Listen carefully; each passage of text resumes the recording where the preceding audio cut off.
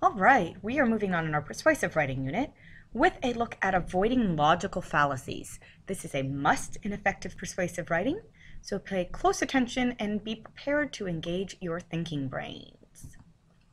Your lesson objectives are that by the end of this lesson, you will be able to define a logical fallacy, explain why fallacies damage the claim of persuasive essay, and define and identify 10 common logical fallacies, by which I mean if I give you an example of a fallacy, you would be able to place it within this list of 10. So your keywords are logical fallacy, otherwise known as fallacy or fallacies, and the 10 common logical fallacies: ad hominem, straw man, appeal to ignorance, appeal to pity, false dilemma, slippery slope, circular argument, red herring, equivocation or ambiguity, and bandwagon. Logical fallacies are an error in logic that make your argument fall apart. So it sounds like a reason, it looks like a reason, but when you really examine it, it's not an actual valid reason. And because of that, your argument's not going to hold up. Logical fallacies are actually very common, so much so that there are a million bazillion different logical fallacies out there that have their own names, like the ad hominem or the straw man or the slippery slope. They're even used in certain persuasive genres. Ads and political arguments often rely on logical fallacies to be persuasive. However, they undermine the credibility of a serious debate or claim, which means if you base your persuasive argument around a logical fallacy, you have poked holes in your own argument, and it's not going to get your reader to believe you.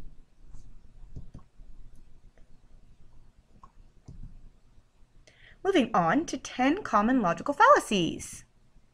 We're going to start with ad hominem, which is otherwise known as name-calling or mudslinging.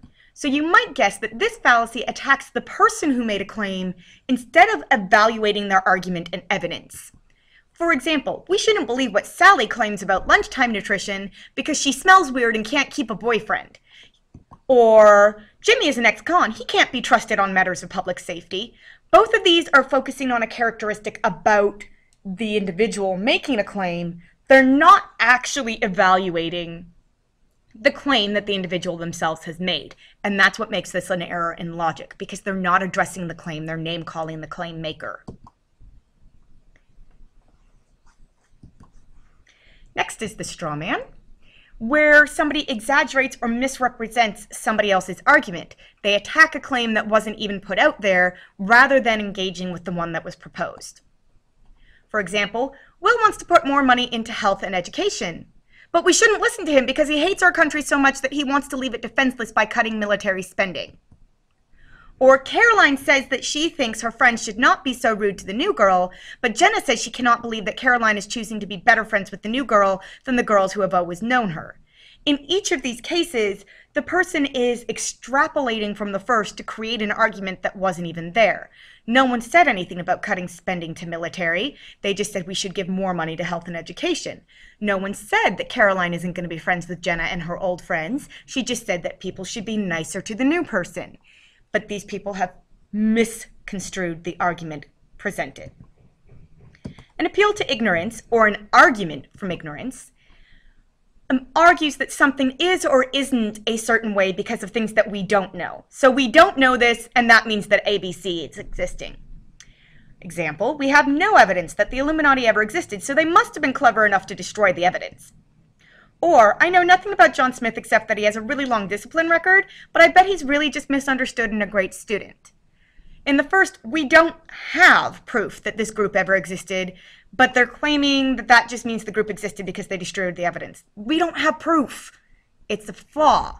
I don't know anything about John Smith except for this really long discipline record, but I'm just assuming that that means he's misunderstood and a really good person.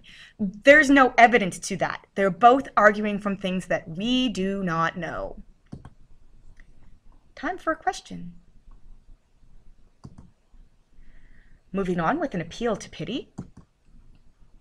This is an argument based on drawing compassion or pity from someone in order to persuade their argument.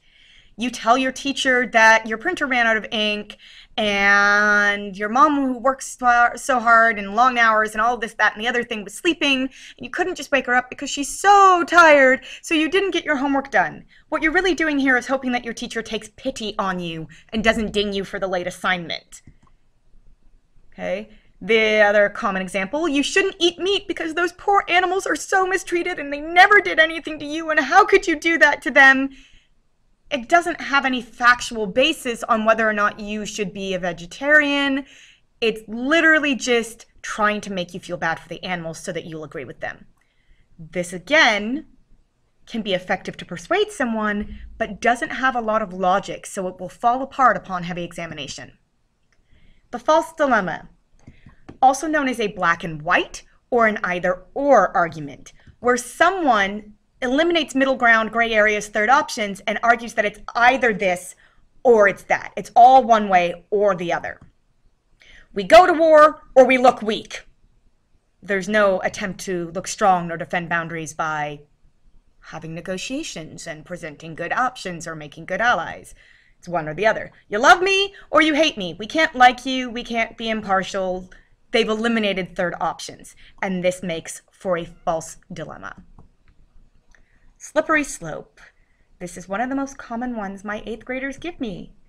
You argue that because one action is taken, an extreme consequence will ensue, and you ignore all the itty-bitty steps that come in between in order for the latter consequence to actually take place. So if you don't let me go to this party, I'm going to be a loser with no friends, and I will end up jobless in your basement when I'm 30. We did not ignore all the middle ground there, and what the heck does this party have to do with being jobless and living in your parents' basement? But that is a slippery slope, my friend. Because this did not happen, I'm going to end up this kind of loser. Or, if we don't support this new bill, then all of these people are going to be starving, and the hangry, cranky people are going to rise up and overthrow democracy, and everything will be communism. Politics likes to use logical fallacies a lot. And this is a big thing. If this doesn't happen, then this extreme will happen, and we ignore all the middles in between that would have to happen for the elastication to occur. A few more questions. And on to circular argument, otherwise known as circular reasoning. This is where you base your result on your reason.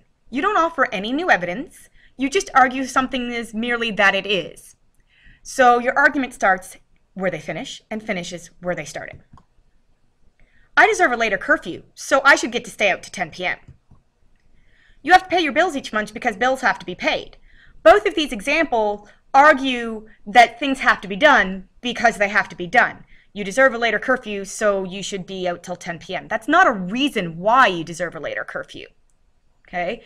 Bills have to be paid because bills have to be paid. That's not the reason bills have to be paid.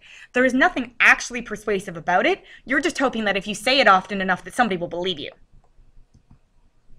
And the red herring, another common one for 8th graders. This is a distraction from the topic at hand. And often the distraction will sound kind of relevant, but it's not really on topic. So, your mother asks you why your phone bill is so high, and you instead start telling her about how hard math has been recently. Like that's the reason that your phone bill is extremely high and not because you've been shelling out money on apps or whatever else. A child says they need a drink of water when asked why they aren't in bed. They're offering it as if that's the reason they aren't in bed, but it's not really related to why your things are in bed. So the red herring is a distraction that almost looks like it belongs, but it doesn't really. And equivocation, also and more commonly known as ambiguity, where you use a double meaning or unclear speech to confuse the issue and mislead your reader. All trees have barks. Every dog barks, therefore every tree is a dog. This falsely equivalates trees as dogs by taking a play on the ambiguous use of the word barks. If it doesn't have a tail, it's not a monkey, it's an ape. So a cow is a monkey because it has a tail. Again, we falsely equaled out our reasoning here in a play on words. And last but not least, we have the bandwagon, which is an argument that something is true or correct or the right thing to do because it is popular. Kelly decides she should play sports instead of join the math team because most of her friends and peers enjoy playing sports more than math. Doesn't acknowledge what Kelly would actually enjoy and find fulfillment in. And Jimmy decides to buy Adidas instead of Nike because all his friends are wearing Adidas. This is a popularity-based argument, and it doesn't necessarily hold water. And just to conclude, logical fallacies use false reasoning and take away strength from a persuasive argument and credibility from its writer, so we should be careful to avoid them.